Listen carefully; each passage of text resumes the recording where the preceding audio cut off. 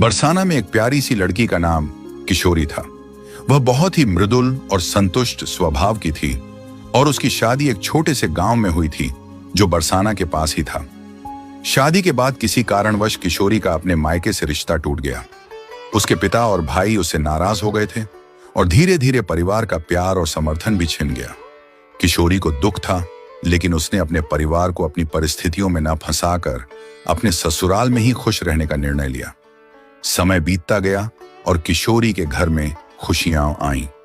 अब किशोरी की बेटी की शादी का समय आ गया। किशोरी के लिए यह एक अहम दिन था, लेकिन साथ ही उसके दिल में चिंता और उदासी थी, क्योंकि उसके पास कोई रास्ता नहीं था जिससे वह अपनी बेटी का भात, शादी का खर्च अपने मायके से मंगवा सके। इसके लिए उसे अपने घर का संबंध फिर से जोड़ने का साहस नहीं था। किशोरी के दिल में एक ही उम्मीद थी और वह थी राधा रानी की कृपा। अपनी बेटी का भात न्योतने के लिए वह बरसाना आई, लेकिन मायके से टूटे रिश्ते और अपमान के कारण किशोरी का मन अंदर से बहुत दुखी था, जिसके कारण किशोरी अपने मायके न जाकर सीधे राधा रानी के मंदिर पर पहुंच गई और वहां जाकर किशोरी ने पुजारी जी को सारी बात बताई और दुखी मन से राधा रानी से विनती करने लगी, हे राधा रानी, अब मेरे पास केवल तुम हो। मुझे पूरी उम्मीद है कि तुम्हारी कृपा से मेरी बेटी का भात जरूर भर जाएगा। पुजारी जी ने किशोरी को सांत्वना दी और कहा, चिंता मत करो, राधा रानी की कृपा से सब कुछ होगा। हम सब बरसाना के गोसाई आएंगे और बड़ी धूमधाम से तेरी बेटी का भात भरेंगे।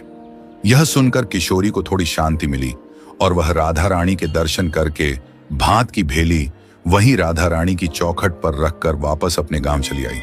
समय बीतता गया और किशोरी की बेटी की शादी की तारीख करीब आ गई। किशोरी को विश्वास था कि राधा रानी की कृपा से सब कुछ ठीक हो जाएगा, लेकिन साथ ही उसे यह चिंता भी सता रही थी कि शायद राधा रानी के आशीर्वाद के बावजूद कोई मदद न मिले। वह दिन और रात इसी उलझन में जी रही थी। शादी के दिन किशोरी का मन बहुत उदास था।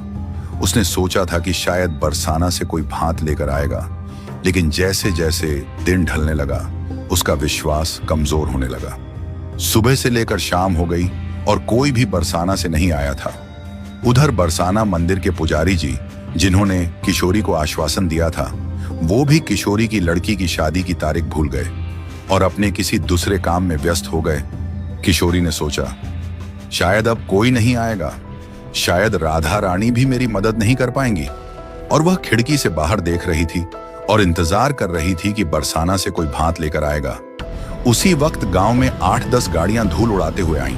गांव वाले हैरान होकर इन गाड़ियों को देखने लगे।